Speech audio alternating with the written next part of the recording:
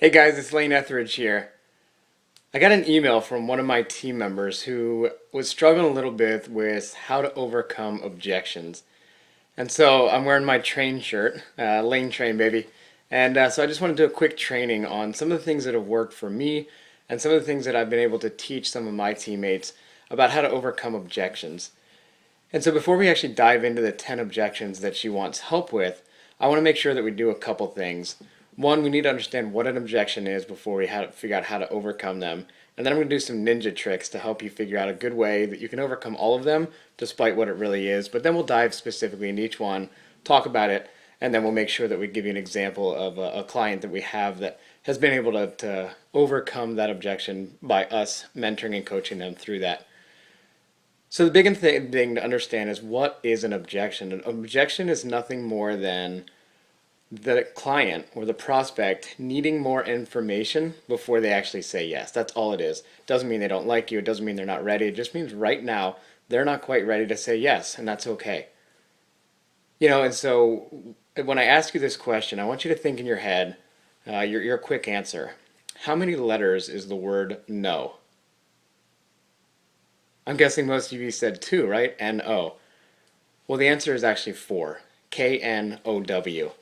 You see, a no is just that the person doesn't know enough to make an educated decision. That's what an objection is. So what you need to do, guys, is you need to make sure that you're meeting your prospect where they are and making them feel comfortable enough to make an educated decision so that they feel comfortable moving forward with you.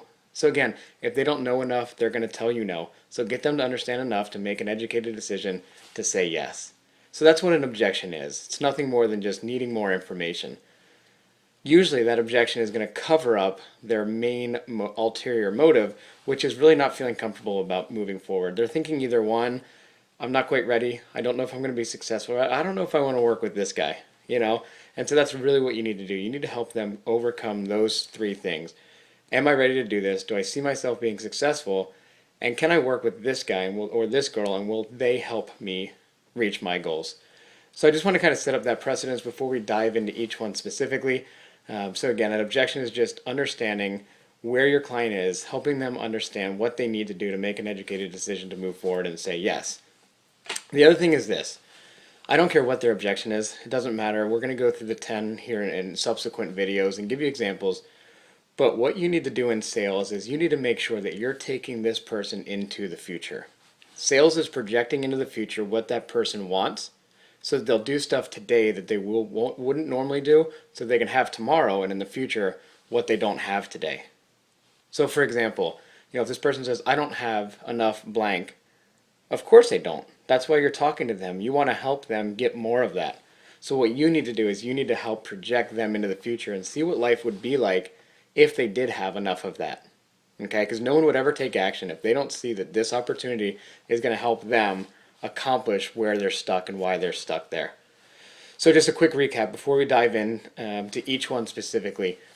No is not two letters, it's four. K-N-O-W. You have to help them understand what they need to know to feel comfortable to say yes.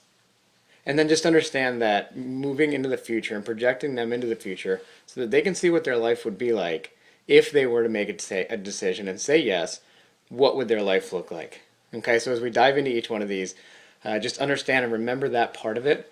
The next video I'm going to do is going to be kind of a ninja trick. It's going to help you meet them where they are, overcome it without whatever, it doesn't matter. It really does not make a difference what their objection is if you can help them with this particular ninja trick. So again, this is Ethridge.